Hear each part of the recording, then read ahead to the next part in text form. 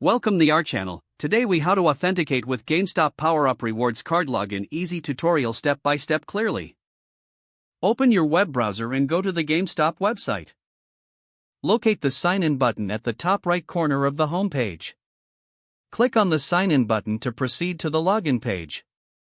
You will see two fields, one for your email address and another for your password. Enter the email address associated with your PowerUp Rewards account. Next, enter your password in the designated field. If you wish to stay signed in on this device, check the box that says Remember Me.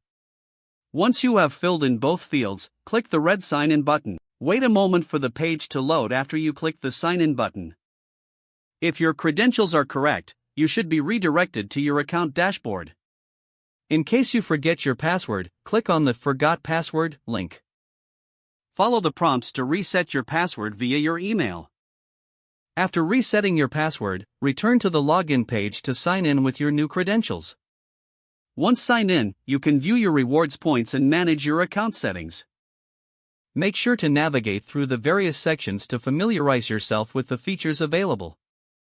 If the page does not load, refresh the browser or try again in a private or incognito window. Make sure you are using the correct email address, then retype it carefully to avoid small typos. If your password is not accepted, use the reset option and create a new strong password you can remember. Check your spam folder for verification or security emails, then complete any requested confirmation steps. Enable two-factor authentication if available to improve account security and reduce unauthorized access risk. After signing in, review your profile details so your contact information and settings are accurate and current. If you see an error message, note it down and try again after restarting your device and internet connection. Log out when you finish, especially on shared devices, to keep your account and payment information secure. If the page does not load, refresh the browser or try again in a private or incognito window.